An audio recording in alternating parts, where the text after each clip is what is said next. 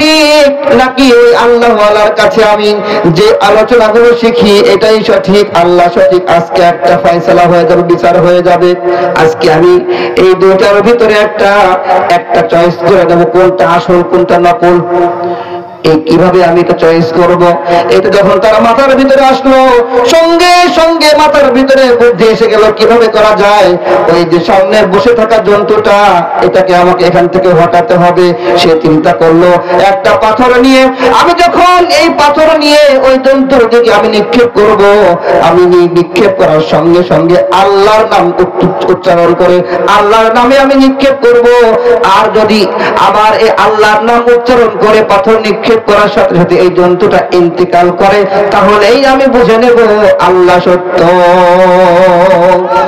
আর যদি আমার এই পাথর নিক্ষেপ করার দ্বারা এই জন্তুটার কিছুই না হয়, তাহলে বুঝতে পারবো আমি যে জাদুবিদ্যা শিখি এটাই সঠিক। এবং মুহূর্তের ভিতরে যুবক তখন একটা পাথর নিয়ে আল্লাহর নামে ওই জন্তুর দিকে নিক্ষেপ করলো, সঙ্গে সঙ্গে আল্লাহ রাব্বুল আলামিনের ইশারায় আল্লাহর হুকুমে ওই জন্তুটা সেখানেই ইন্তিকাল করেছে। সুবহানাল্লাহ বলেন। এবার যুবকের বুঝতে বাকি রইল না, আমি যে দিন শিখি আল্লাহওয়ালার কাছে, আমি দিন শিখি, আল্লাহর কথা শিখি, তাওহীদের কথা শিখি, এটাই সঠিক। আর আমি যে জাদুবিদ্যা শিখি এটা একটা বাজে, একটা ভুয়া। এটা আর বুঝতে বাকি রইল না। সম্পূর্ণ ঘটনা আল্লাহওয়ালার দরবারে গিয়ে বর্ণনা করলেন। আল্লাহওয়ালা বললেন, যুবক তুমি তো অনেক দূরে এগিয়ে গেছো, তুমি তো অনেক কামিয়াবি অর্জন করে ফেলেছো, তুমি তো আল্লাহর নৈকট্য অর্জন করে ফেলেছো, আল্লাহর ক্ষমতা তুমি নিজ চোখেই দেখেছো। এবার কি তুমি কালেমা পড়ে মুসলমান হবে না? এবার কি তুমি ঈমান আনবে না? সঙ্গে সঙ্গে যুবক ঈমান আনলো, কালেমা পড়ে মুসলমান হয়ে গেল। ও মুসলমান, শুধু যুবকটা মুসলমান হলো তাই নয়, বরং ইবাদত করতে করতে আল্লাহ রাব্বুল আলামিনের এতটা নৈকট্য অর্জন করলো, এতটাই আল্লাহর প্রিয় বান্দা হয়ে গেল। এই যুবক যখন আল্লাহর কাছে যেই দোয়া করে, সঙ্গে সঙ্গে দোয়াগুলো কবুল করে নেয় কে? এই যুবক যখন কোন কুষ্ঠরোগীর জন্য দোয়া করে রোগ ভালো হয়ে যায়, এই যুবক যখন কোন অন্ধর জন্য দোয়া করে অন্ধর চোখ ভালো হয়ে যায়। ও মুসলমান, এই ঘটনা যখন পুরো রাজ্যের ভিতরে ছড়িয়ে গেল যে ওই যুবক এমন একটা যুবক আছে যার কাছে যে যে সমস্যা নিয়ে যায় প্রত্যেকটা সমস্যা সে ভালো করে দেয়। সুবহানাল্লাহ। বুঝেন নাই? মানুষ বুঝেছে যে যুবক এমন একটা যুবক আছে যার কাছে যে সমস্যা নিয়ে যায় ওই সমস্যা সে ভালো করে দেয়। এটা মানুষ বুঝেছে। আসলে কি সে ভালো করে? ভালো করে কে? এটা বোঝেন নাই দেখে সুবহানাল্লাহ বললেন। মানুষের বুঝতে তো প্রথমে ভুল থাকে। আসলে কি আমরা দেখি না এই যে কত ভণ্ড পীরের দরবার আমাদের বাংলাদেশে অভাব নাই। আসলে এরা কিছু ভণ্ডামি করে আর মানুষ ওই যে বলে ঝড়ে বদ মরে ফকিরের কেরামতি বাড়ে, কথা আছে না নাই? ওই ভণ্ডামির ওই এগুলি দেখে মানুষ মনে করে কি কামেল ওলি রে। এই জন্য দেখেন এই কামেল ওলিদের দরবারে মানুষ যায় আর জিকির করে। কি জিকির? যে জিকির কোরআন হাদিসে কোনো ভিত্তি নাই। করে কি করে না? বলে তুমি বাবা গোলা তেরি ফুল আর তুমি খাজাহানুরে পুতুল। করে কি করে না? তোমায় ছাড়া জীবন আমার বাঁচে বলো কেমনে, আমি ডুব দিয়াছি প্রেম দরিয়ায় তোমার সন্ধানে। করে কি করে না? এই জিকিরের কোন দলিল আছে? কোরআন হাদিসে এই জিকিরের কোন ভিত্তি আছে? এই জিকির করা যাবে? এজন্য মুসলমান, কি বলছিলাম যেন, এই যে বালক যখন এই সংবাদ ছড়িয়ে রাজ্যের ভিতরে যে এই বালকের কাছে গেলেই সব সমস্যা সমাধান করে দেয়, তখন দলে দলে লোক আসা শুরু হলো তার কাছে। যখন বলল শুনেছি আপনার কাছে আসলে সব সমস্যার সমাধান আপনি করে দেন, মানুষের যেই রোগ নিয়ে আসে সব রোগের সমাধান আপনি করে দেন, সঙ্গে সঙ্গে বালক বললেন নাউজুবিল্লাহ, জীবনেও কোনোদিন আর এই কথা বলবেন না, আমি আল্লাহর মাহবুব হয়েছি, হয়তো আল্লাহ রাব্বুল আলামিন আমার দোয়া কবুল করেন। আমি দোয়া করি যদি আপনার ঈমান আনেন তাহলে আমি আপনার জন্য দোয়া করতে পারি, আর আপনার সমস্যা ভালো করে দিবেন একজন দিকে। আমার কোনো ক্ষমতা নাই, ক্ষমতা একজনের কার। যদি বলেন ও মুসলমান, ঘটনাক্রমে ওই যে বাদশাহ, জালেম বাদশার একজন মন্ত্রী ছিল, তার চোখটাও ছিল অন্ধ। কি ছিল? চোখটা অন্ধ ছিল, কিন্তু ব্রেনটা ছিল ক্লিয়ার। অনেক মেধাবী থাকার কারণে রাজ দরবার থেকে তাকে বহিষ্কার করা হয়েছিল না, তাকে রাজ দরবার স্থান দেওয়া হয়েছিল, কিন্তু চক্ষু ছিল না। ওই মন্ত্রীর কানেও এক সময় সংবাদটা পৌঁছে গেল যে এমন একটা বালকের আবির্ভাব হয়েছে, এমন একটা যুবকের আবির্ভাব হয়েছে, যে যুবকের কাছে গেলে সব সমস্যার সমাধান তার মাধ্যমে হয়ে যায়। এক পর্যায়ে অনেক উপঢৌকন নিয়ে, অনেক হাদিয়া তোফা নিয়ে সেই মন্ত্রী সেই যুবকের কার্যালয়ে চলে গেল, বাসায় চলে গেল, আর ডেকে বলে, যুবক, আমার চোখ দুটো অন্ধ, তুমি কি আমার চোখ দুটো ভালো করতে পারবে নাকি? যুবক ডাক দিয়ে বলে, শোনেন। যুবক তো চিনতে পারছে, ওই দরবার থেকে তাকে সিলেক্ট করা হয়েছিল জাদুবিদ্যা শিখার জন্য, মনে আছে? হ্যাঁ, কিন্তু মন্ত্রী তো অন্ধ, চিনতে পারতেছে না, অন্ত দেখেই না। যুবক ডাক দিয়ে বলে, মন্ত্রী মশাই, আপনি যদি ঈমান আনেন, আল্লাহর প্রতি ঈমান যদি আনেন, তবে আপনার জন্য আমি আল্লাহর কাছে দোয়া করতে পারি। যদি আমি দোয়া করি, হয়তো আল্লাহ রাব্বুল আলামিন মেহেরবানি করে আপনার চোখ দুটো ভালো করে দিবেন। মন্ত্রী বলে, ঈমান আনলে কি চোখ ভালো হবে? বলে, হ্যাঁ, হতে পারে। মনে মনে ভাবতেছে, তো ঈমান আনলাম, এরপরে চোখ পাইলাম, এরপরে আবার ঈমান ছেড়ে দিলাম, কি বলেন? চোখ তো পাইলাম, নিয়তের মধ্যে গরমিল আছে না নাই? এই আমাদের দেশের এমপি, মন্ত্রী আর চেয়ারম্যানের মতো ভোটের সময় কত ওয়াদা, আমি যদি নির্বাচিত হতে পারি, এই রাস্তার সব, এই রাস্তা ভেঙে আমি একেবারে পাকা রাস্তা ভেঙে মাটির রাস্তা বানায় যাবো, বলে। চাপাবাস বলে কি বলে না? ভোটের আগে চন্দ্র চাষা কইল আমাকে রে, এমপি যদি হতে পারি দেব গোলা ভরে, আছে না নাই? এমপি হয়ে এখন দেখি চাষের লাগল কি পাই, আমরা গরিব আমাকে রে দেখার মতো কেউ নাই, গরম ভাতে দিলেই বেজার, উচিত কথাই নাই বেজার, কোথায় গেলে কীর্তি রাজার মনে লাগে ভয়, আমরা গরিব আমাকে রে দেখার মতো কেউ নাই, আছে না নাই? একদিন দেখি চান্দু চাচার সোনার ছেলেরা, চান্দার জন্য বাপের মাথায় বসাইল সুরা, থানায় গেলাম মামলা দিতে, সেনে যাইও জায়গা নাই, আমরা গরিব আমাকে রে দেখার মতো কেউ নাই। বাংলাদেশে গরিবের কোন স্থান আছে? হ্যাঁ, যত টাকাওয়ালা আছে তাদের কি কদর করা হয়, কি বলেন, ঠিক কিনা? ও মুসলমান, বলছিলাম, এই মন্ত্রীকে যখন বলল, মন্ত্রী মনে মনে ভাবছে, চক্ষু পাওয়ার পরে ঈমান আবার ছেড়ে দেবো, সমস্যাটা কি? বালক তখন ভাবে, আজকে যেহেতু মন্ত্রীকে কাছে পেয়েছি, আল্লাহর কাছে মনে মনে দোয়া করে, আল্লাহ আমার যতটুকু করার আমি করব, কিন্তু দিলের পরিবর্তন করতে পারো একমাত্র তুমি। তুমি এই মন্ত্রীর দিলকে পরিবর্তন করে দিও, কারণ এই মন্ত্রী এমন একটা জায়গা থেকে এসেছে, রাজ দরবার থেকে, সেই জায়গা যদি সংস্কার করা যায়, গোটা রাজ্য সংস্কার হয়ে যায়, কি বলেন, ঠিক কিনা? এই রাজবাড়ি থেকে একটা বাস, ভিআইপি বাস, 40 সিটের একটা বাস ঢাকার উদ্দেশ্যে রওনা হবে। এই 40 সিট কয়টা সিট?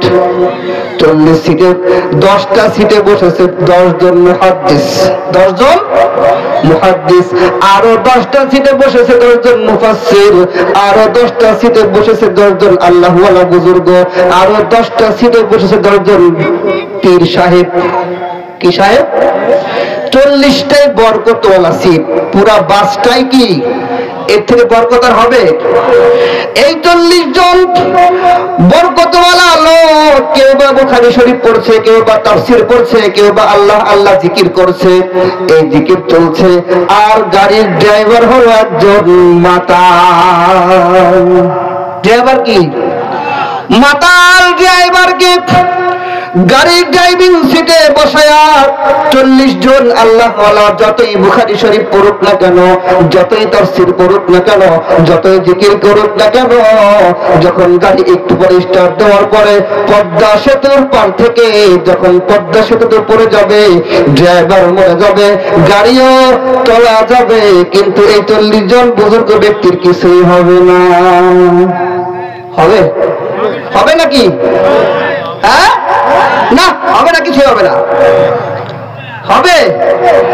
তার মানে বোঝা গেল মুসলমান, যত আল্লাহ আল্লাহ জিকির করো না কেন, যত ইল্লাল্লাহ ইল্লাল্লাহ জিকির করো না কেন, আর রাষ্ট্রের প্রধান চেয়ারে যে বসে আছেন এ যদি মাতাল হয়, গোটা দুনিয়া অচল হয়ে যায়। কি বলেন? বাঁচতে হলে আগে ড্রাইভিং সিটের মাতালকে সরাইতে হবে। ও মুসলমান, যুবক ভাবলো এই মন্ত্রী এমন একটা জায়গা থেকে এসেছে, রাজ দরবার থেকে এসেছে, যদি এই মন্ত্রী সংশোধন হয়ে যায়, রাজ দরবারে ইসলামের পতাকা উড়ে যাবে। ঠিক কিনা? আল্লাহর কাছে দোয়া করলেন, রব্বুল আলামিন এই মন্ত্রীকে তুমি তোমার জন্য এর দিলকে তুমি নরম করে দাও। এই কথা ভাবছেন, দোয়া করছেন, আর মন্ত্রীকে বুকে জড়ায়া চাপ দিলেন। সঙ্গে সঙ্গে মন্ত্রী ডাক দিয়ে বলে, যুবক আমাকে ছেড়ে দাও। তুমি আমাকে ধরার সাথে সাথে কেমন যেন আমার চোখের সামনে জান্নাতের নিয়ামত গুলো ভেসে ওঠে। তার মানে কাজ হয়ে গেছে, কাজালিক হয়ে গেছে। এই মন্ত্রী আবার চলে গেল রাজ দরবারে। পরের দিন সংসদ অধিবেশন শুরু হলো। হঠাৎ বাদশার চোখ পড়ল মন্ত্রীর দিকে। কি ব্যাপার, তোমার না চোখ অন্ধ ছিল? তুমি দেখতে পাচ্ছ কিভাবে? মন্ত্রী জবাব দেয়, আমার আল্লাহ আমার চোখ দিয়েছে। বলি সুবহানাল্লাহ। তোমার আল্লাহ? ও, তাহলে এতদিন পরে আমার নেক নজর তোমার উপরে পড়েছে। নাউজুবিল্লাহ বলেন। বাদশা কি বলতেছে? এতদিন পরে আমার নেক নজর তোমার উপরে পড়েছে, এজন্য তোমার চোখ ভালো হয়েছে। সঙ্গে সঙ্গে মন্ত্রী বলে, বাদশা তুমি তো জালেম বাদশা। এইভাবে চোখ রাঙিয়ে বলছে, তুমি আল্লাহর সৃষ্টি, আমিও আল্লাহর সৃষ্টি, একজন সৃষ্টি কখনো স্রষ্টা হতে পারে না। তোমাকেও যে সৃষ্টি করেছে, আমাকেও সে আল্লাহ সৃষ্টি করেছে। আমি তোমার কথা বলি নাই, তোমার নেক নজর পড়ে নাই, বরং আমার সৃষ্টিকর্তা আল্লাহ রাব্বুল আলামিন নেক নজর পড়ার কারণে আমার চোখ ভালো হয়ে গেছে। সুবহানাল্লাহ। বাদশার চোখ কপালে। আমার নির্বাচনী এলাকায় থেকে আমার ছত্র ছায়ায় বেড়ে উঠে তুমি আজ আমার বিরোধিতা করছো। সঙ্গে সঙ্গে গ্রেফতার করা হলো। কি করা হলো? গ্রেফতার করা হলো। আর শুধু গ্রেফতার নয়, বরং অত্যন্ত নির্যাতন করা হলো। আর বারবার জিজ্ঞাসা করা হলো, তুমি এই দাওয়াত কোথা থেকে পেয়েছো? তোমার সোর্স কে? সোর্স তোমার মাধ্যম কে? কার মাধ্যমে তুমি হঠাৎ এই পরিবর্তন? অত্যন্ত জুলুম নির্যাতন সহ্য করতে না পেরে এক পর্যায়ে ওই মন্ত্রী বলে দিল সেই বালকের কথা। কার কথা? বলে, দেখছো এই কারবার, যাকে আমি জাদুবিদ্যা শেখানোর জন্য পাঠালাম, সে আজ কালেমা পড়ে মুসলমান হয়ে সে আজ আল্লাহর দ্বীনের প্রচার করছে। সঙ্গে সঙ্গে সেনা বাহিনী পাঠানো হলো অথবা পুলিশ বাহিনী পাঠানো হলো। পাঠানোর সঙ্গে সঙ্গে ওয়ারেন্ট জারি হয়ে গেল। ওই বালককে ধরে আনা হলো। বালককে ধরে আনার সঙ্গে সঙ্গে বালককে আবার গ্রেফতার করার পরে বালককে শুধু গ্রেফতার করে নাই, অনেক ওয়াফার করেছে। কি করেছে? ওয়াফার করেছে। ওয়াফার, নির্যাতন না। ওয়াফার বোঝেন?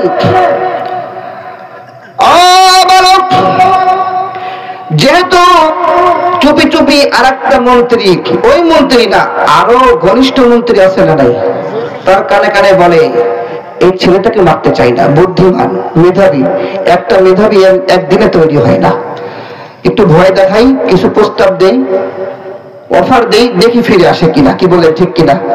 এমন অফার তো আমাদের দেশের সমাজের আমাদের আলেমদেরকে দেওয়া হয় নাই।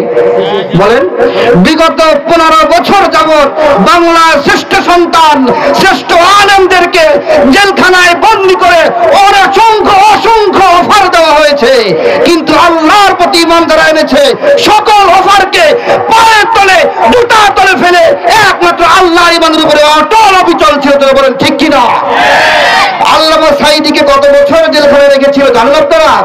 13 বছর। কত বছর? 13 বছর কি শুধু নির্যাতনই করেছে? অনেক অফার দিয়েছে। আল্লামা মামুনুল হককে 3 বছর অনেক অফার দিয়েছে, শুধু নির্যাতন করে নাই, অফারও দিয়েছে। তোমাকে এই ক্ষমতা দেওয়া হবে, এই ক্ষমতা দেওয়া হবে, এই বাড়ি দেওয়া হবে, গাড়ি দেওয়া হবে, তুমি যা চাইবে তাই দেওয়া হবে। শুধু একটা শর্ত হলো, এই ভাস্কর্যের বিরুদ্ধে কথা বলো না, আমাদের দুর্নীতির বিরুদ্ধে কথা বলো না, আমাদের সঙ্গে মিলে যাও, মিশে যাও, আমরা যা করি তোমরাও করো, তোমাদেরকে বেনিফিট দেব। কি বলেন? অফার দিয়েছিল কি দেয় নাই?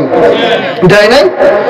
আরে আমাদের যদি এই অফার দিত যে ধানমন্ডি অথবা গুলশানের ভিতরে 1% জমির দাম 2 কোটি, তোমাকে 10% জমি দিয়ে একটা ডুপ্লেক্স ট্রিপ্লেক্স বাড়ি বানিয়ে দেব, আরো অনেক ফ্যাসিলিটি দেবো, প্রতি মাসে এই ইনকাম তোমার হবে, আমরা তো মনে হয় বসে থাকতাম। কি বলে, অফার গ্রহণ করতাম না? হ্যাঁ, যুবককে অফার দেওয়া হলো,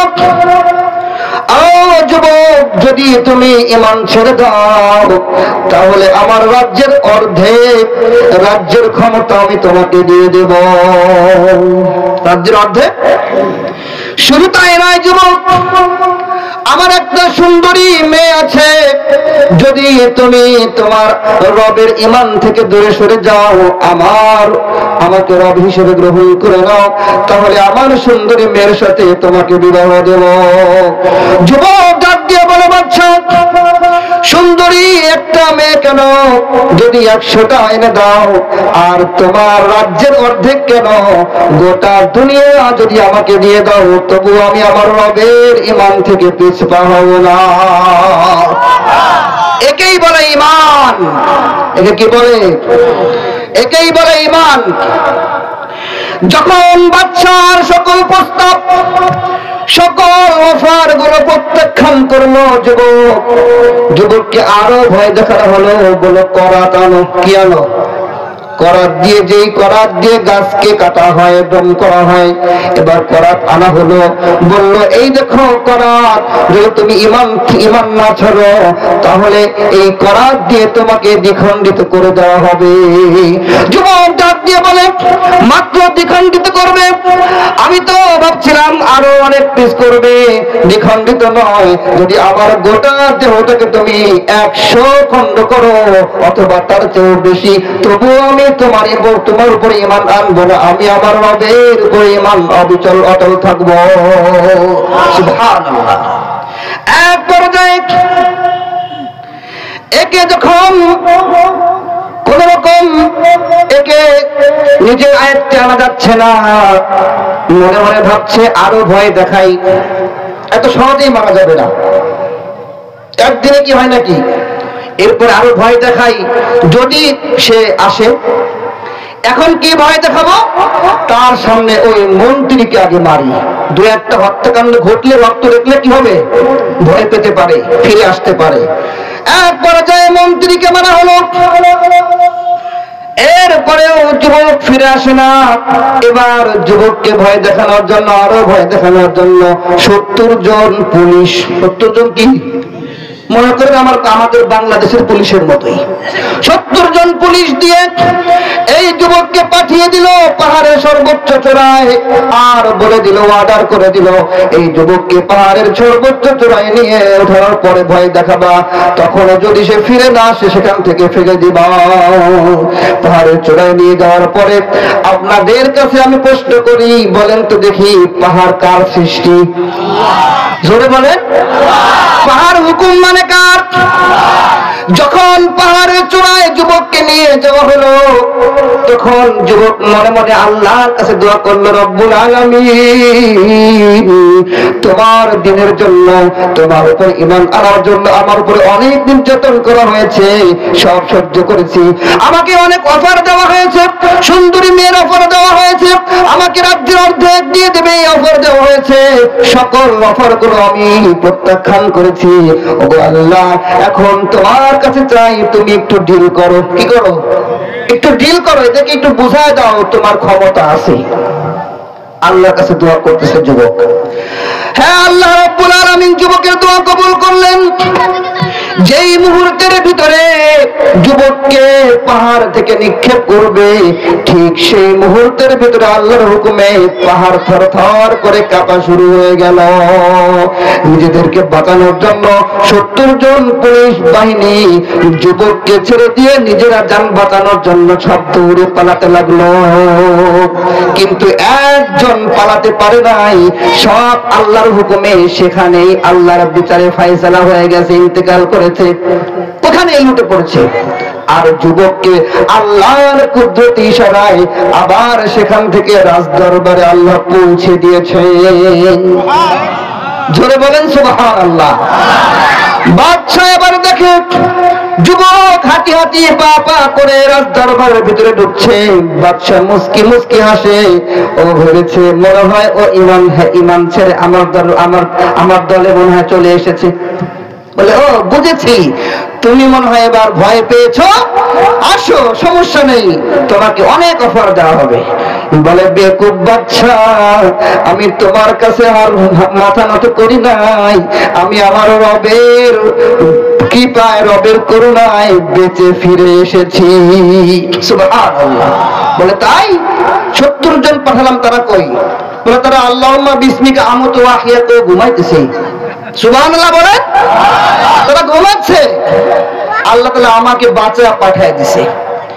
এবার বাদশার চোখ বলে, গভীর চিন্তা করে কি করা যায়। এবার 70 জন সেনাবাহিনী দিয়ে আবার পাঠিয়ে দিল। এবার একে নিয়ে যাও গভীর সমুদ্রের মাঝখানে। কোথায়? গভীর সমুদ্রের মাঝখানে নিয়ে একে ফেলে দিবা। ও মুসলমান, ভালো করে বুঝেন, একের পর এক নির্যাতন আছে না নাই, কিন্তু রবের ঈমান থেকে পিছপা হওয়া যাবে না। গভীর সমুদ্রে যাওয়ার পরে যখন সমুদ্রের মাছ মিডল পয়েন্টে চলে গেল, মাঝখানে চলে গেল, এবার ওই বাদশার সেনাবাহিনী গুলো বালককে এবার ভয় দেখাচ্ছে, এখনো সময় আছে, তুমি ফিরে আসো, না হয় তোমাকে এখান থেকে ফেলে দেব। ও মুসলমান, পাহাড় বুঝি আল্লাহর হুকুম মানে, আর নদী সাগর আল্লাহর হুকুম মানে না।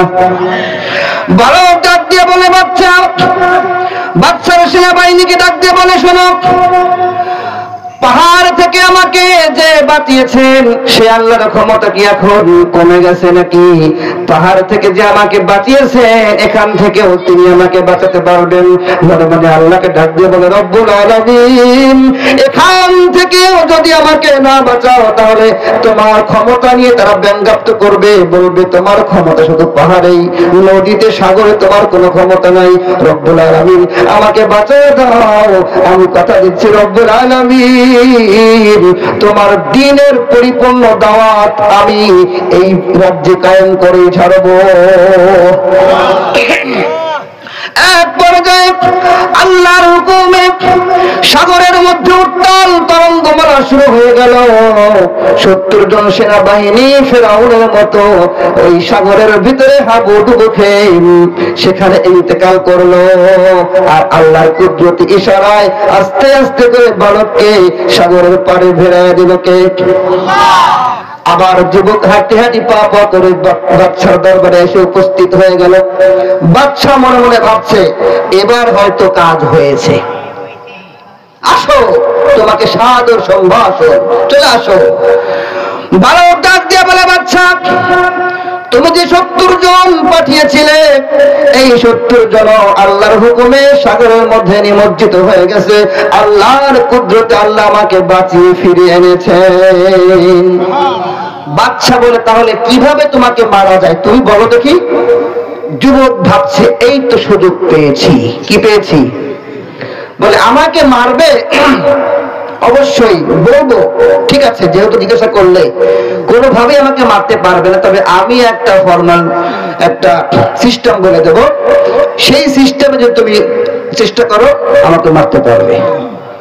তো আমাকে বলো সেই সিস্টেমটাকে, আমি তো তোমাকে মারতে চাই।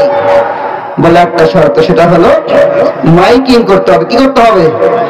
আজকের মাহফিলের মাইকিং করা হয় নাই, এইভাবে মাইকিং করতে হবে 3 মাস। কয় মাস? গোটা রাজ্যে মাইকিং করতে হবে, প্রচার করতে হবে, অমুক দিন অমুক টাইমের ভিতরে এই যুবককে হত্যা করা হবে, সকলকে একত্রিত করতে হবে, লোক জমায়েত করতে হবে, লক্ষ লক্ষ কোটি কোটি লোক জমা করতে হবে। এই লোক জমা না করলে কখনোই আমাকে মারতে পারবে না। 2 নম্বর শর্ত হলো তোমার কোনো অস্ত্র নয়, আমার এখান থেকে একটা তীর নিবা, এই তীর নিয়ে মারতে হবে। 3 নম্বর শর্ত হলো তোমাকে আমি একটা কালেমা শিক্ষা দেব, এই কালেমা বলে আমাকে মারতে হবে। এই কালেমা বলে ওই তীর আমার দিকে নিক্ষেপ করলেই কেবল আমাকে মারা সম্ভব হবে। বাদশা বলল রাজি, আমাকে মারতে হবে তোমার। সব এই 3টে শর্তে কোনো ব্যাপার নাকি আমার কাছে। মাইকিং করা শুরু করে দিল, গোটা রাজ্যে প্রচার হয়ে গেল, মানুষের ভিতরে কৌতূহলের শেষ থাকলো না। মানুষের ভিতরে কৌতূহলের সৃষ্টি হয়ে গেল। কারণ কি? এত মানুষকে মারলো,